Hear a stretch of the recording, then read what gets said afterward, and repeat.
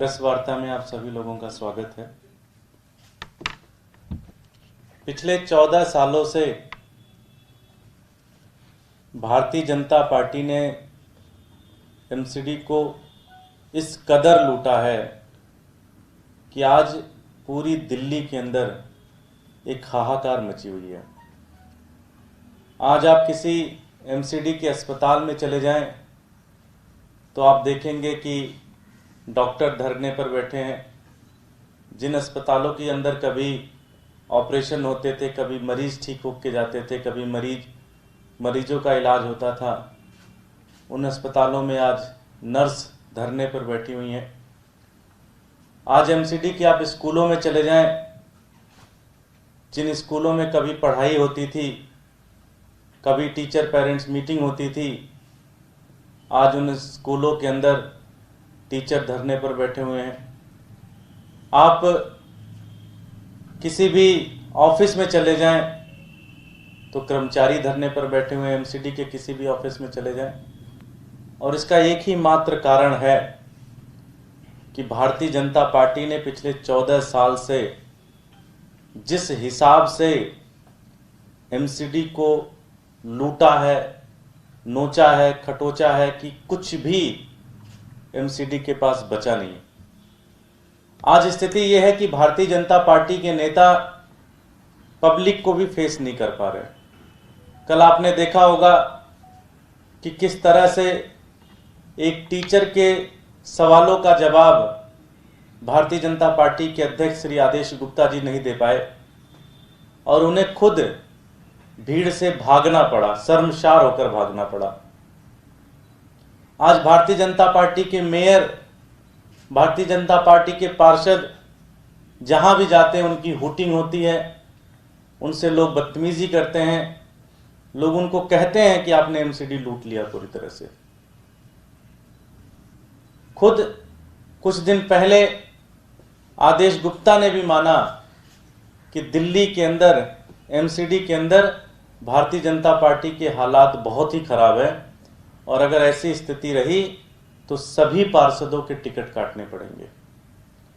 अब ऐसा लगता है कि भारतीय जनता पार्टी के सभी पार्षद और नेताओं को यह पता चल गया है कि उनकी उल्टी गिनती शुरू हो गई है। अब उनके पास समय बहुत कम बचा है। उन्होंने पिछले 14 सालों में एमसीडी को तो बहुत धुआंधार तरीके से लूटा। अब एमसीडी के अंदर कुछ बचा नहीं है। अब एमसीडी के अंदर सिर्फ एक चीज बची है और वो है जमीनें। और भारतीय जनता पार्टी की नॉर्थ एमसीडी ने अब उन जमीनों को भी बेचने का सिलसिला शुरू कर दिया है। आज नॉर्थ एमसीडी के स्टैंडिंग कमेटी के अंदर 3 बड़े खतरनाक प्रस्ताव बीजेपी लेके आ रही है। पहला उनका प्रस्ताव है item number 28, organic limited commercial complex Naniwala Bagh, इसको वो बेच रहे हैं।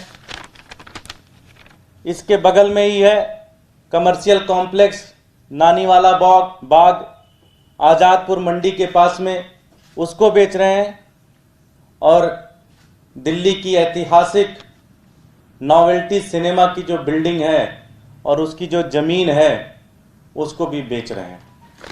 तो भारतीय जनता पार्टी ने अब ये तय कर लिया है, उनको मैं एक बार फिर से रिपीट करना चाहूंगा, organic limited commercial complex Naniwala बाग, इसके बगल में ही है नानीवाला बाग कमर्शियल कॉम्प्लेक्स नजदीक आजादपुर और दिल्ली के पुरानी दिल्ली रेलवे स्टेशन के पास में नॉवेल्टी सिनेमा की बिल्डिंग की जो पूरी भूमि है उसको बेचने का प्रस्ताव नॉर्थ एमसीडी लेके आ रही है। अब इनको पता है कि मुश्किल से 1-1.5 साल ही बचे हैं भारतीय जनता पार्टी के पास एमसीडी के अंदर, तो इनके पार्षद, इनके नेता अब पूरी तरह से एमसीडी को खत्म करने में लग चुके हैं। बताइए इससे ज्यादा बुरा हाल क्या हो सकता है कि जब आप जमीन बेचना शुरू कर दो। हिंदुस्तान के अंदर तो जमीन को मां का दर्जा दिया जाता है। और आज इन्होंने एमसीडी को बेचना शुरू किया, एक तरीके से मां को भी बेचना शुरू कर दिया, जमीनों को बेचने का काम शुरू कर दिया एमसीडी ने, भारतीय जनता पार्टी ने।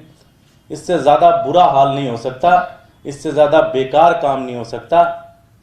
इतना 14 साल के अंदर तो इतना मौका दिल्ली की जनता ने इनको दिया था कि ये चाहते तो पता नहीं क्या कर सकते थे। आज दिल्ली के अंदर किसी भी गली में चले जाएं, हर गली में कूड़ा मिलेगा। दिल्ली के अंदर किसी भी रास्ते से आप घुसे, कूड़े के पहाड़ मिलेंगे। 1 घंटे बारिश हो जाए तो ऐसा लगता है दिल्ली समुद्र बन चुकी है। और हालात ये है कि डॉक्टर्स स्ट्राइक पे है, नर्स पे स्ट्राइक है, और इनका पेट तब भी नहीं भर रहा है और ये जमीन बेचने का काम शुरू कर रहे हैं। आम आदमी पार्टी भारतीय जनता पार्टी के इस कदम का विरोध करती है।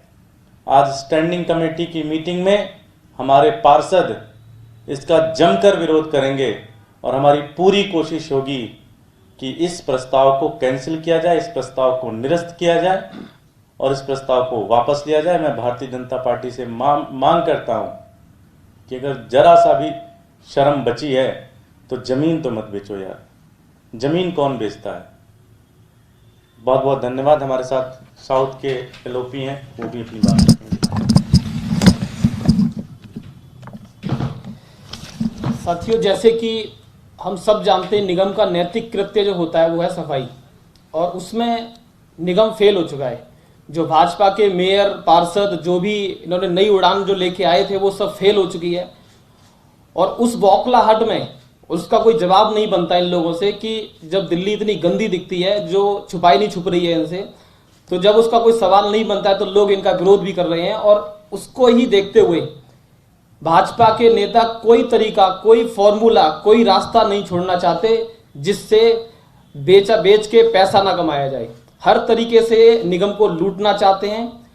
कुछ दिन पहले ही इनके प्रदेश के अध्यक्ष ने एक इशारा भी दे दिया इनको कि दोबारा तुम्हें टिकट नहीं मिलेगी। तो एक मैसेज है कि आप और उतर जाओ जमीन पे, जितना नोच सकते हो दिल्ली की जनता को उतना नोचिए। ये पूरी तरह से गलत है और इसका परिणाम इन्हें भुगतना पड़ेगा। निगम को चलाना इन्हें नहीं आता है। हमने इन्हें पहले भी बोला था कि अगर आपको कोई समस्या आ रही है तो आप हमें बताइए, हम सॉर्ट आउट करेंगे, हम आपके साथ कंधे से कंधा मिला के आपकी मदद करेंगे। लेकिन ये लोग दिल्ली की भलाई नहीं चाहते हैं, ये लोग सिर्फ लूटना चाहते हैं। धन्यवाद। कोई प्रश्न है तो पूछ लीजिए। प्रस्ताव आ गया है, आने वाला है? आज ही है प्रस्ताव स्टैंडिंग कमेटी। कोई प्रश्न?